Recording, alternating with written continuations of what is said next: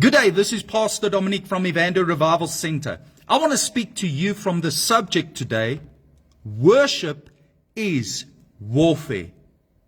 Now, I am in the book of Joshua chapter 6, and I'll be reading from verse 15 down to verse 16. Listen to what the Bible says.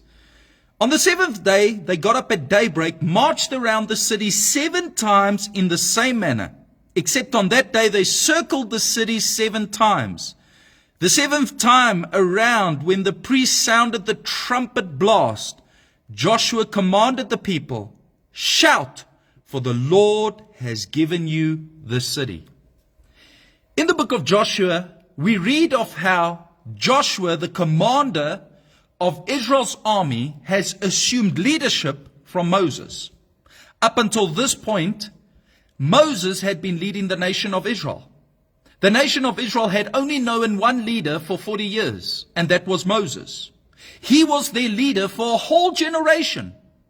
But now they are ready to go into the land that God has given to them, Canaan, a land flowing with milk and honey. And Joshua has to now assume the leadership after the death of Moses. Joshua now has to take the people forward into a land that they've not been. He has to pioneer a new path into Canaan. He does not know the way, and everything seems so uncertain. But you know what I've come to learn about uncertainty? It can be a blessing.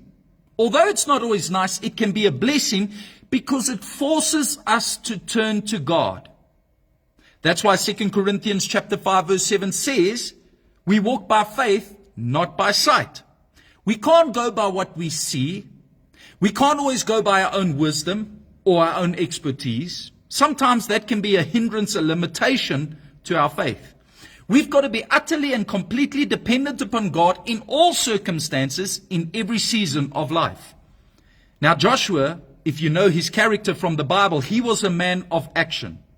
He was ready to advance. Not just a man of action, he was a man of warfare. He knew how to go and wage war on the battlefield. He knew how to swing his sword. He knew how to wage war against the enemy. That's what he was skilled at, to fight. So now this fighter is ready to move the people into the promised land. He's ready to take the promised land, but there's a challenge that is before him. And this is a test of his leadership, to prove that God is with him as God was with Moses. Does he have what it takes? And the test of his leadership is found in the form of Jericho. Now, Jericho is the very first city that the nation of Israel encounter as they come into the promised land. It was a strategic city that they had to capture. If they could capture Jericho, they could get a foothold in the promised land. Now, Jericho was a fortress with surrounding walls that were 7 stories high. From a natural human standpoint, it seemed absolutely impossible that anybody could ever take Jericho. And I want to ask you today, what is your Jericho? What is the one situation that seems impossible for you to overcome? What is the one situation that is telling you that you're not going to make it? Matthew chapter 19 verse 26 says, Jesus speaking, "What is impossible to man is possible with God." The impossible is an opportunity for God to work in your life. No matter what you feel is impossible, that is an opportunity for God to go to work in your midst. Now, Joshua, in this passage of scripture, had to be utterly dependent upon God's wisdom for breakthrough, because he couldn't just go up to the walls of Jericho and start fighting. He needed wisdom. He needed inspiration from God. Now, while he's on his way to Jericho, in Joshua chapter 5, verse 13 to 15, we read of how Joshua runs into God, he encounters God, and God gives him very specific instructions how to take Jericho. And what God tells him to do is what we can do in regards to the Jericho that we are facing, the situation or circumstance that is coming against us. And God says to Joshua these words, Joshua chapter 6, verse 2 to verse 5.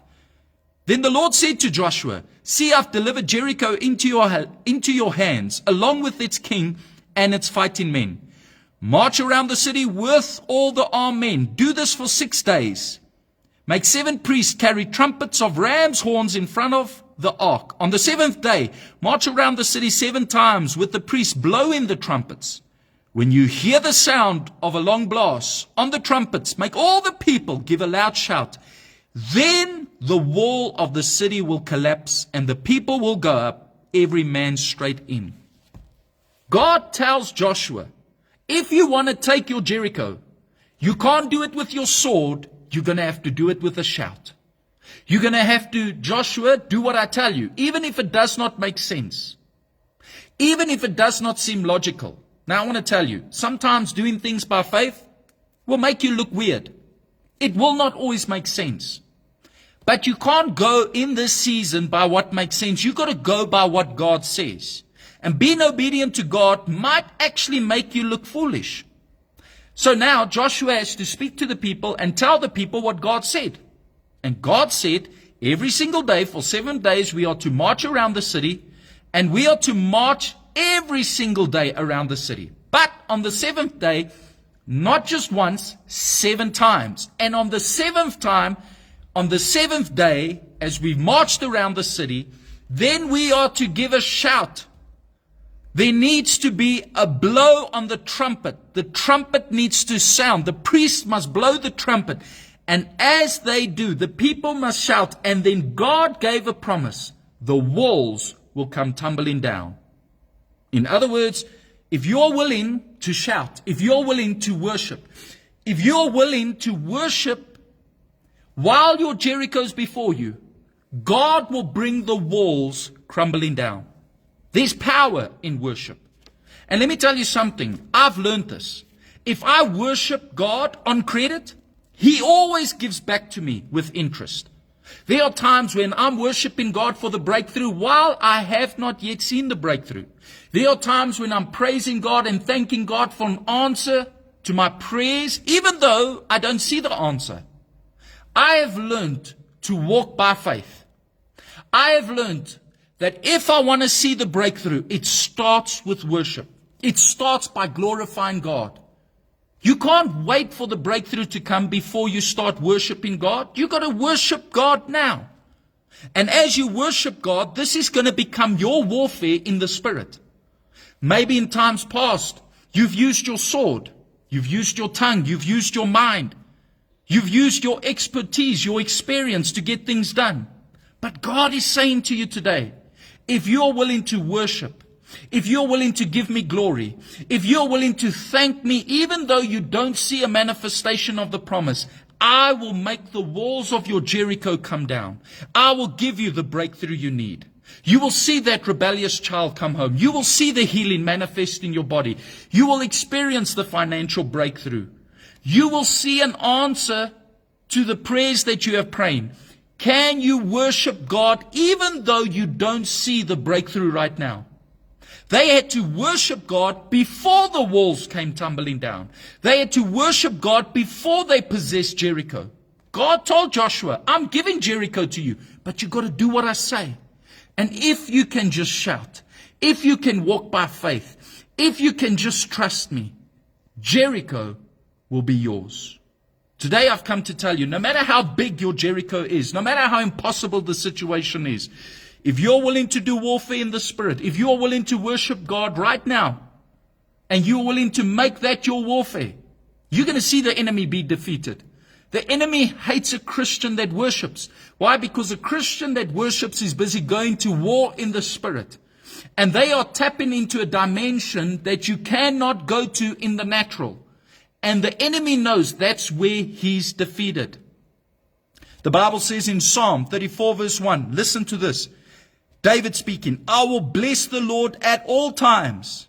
His praise shall continually be in my mouth. In other words, I will bless God when it's good. I'll bless God when it's bad. I'll bless God when I see an answer to prayer. I'll bless God when I don't see an answer to prayer.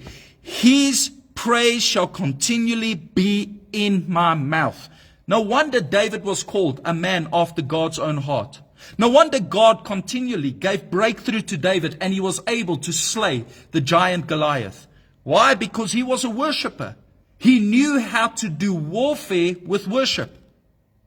Listen to 2 Corinthians chapter 2 verse 14. It says, but thanks be to God who always leads us in triumph in Christ.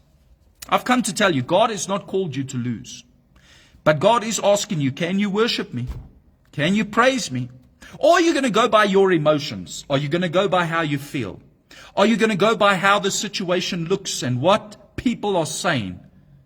Or are you going to warfare with your worship? It's time to see the walls of Jericho come down. Worship God until the breakthrough manifests. I leave you with that thought today. God bless you.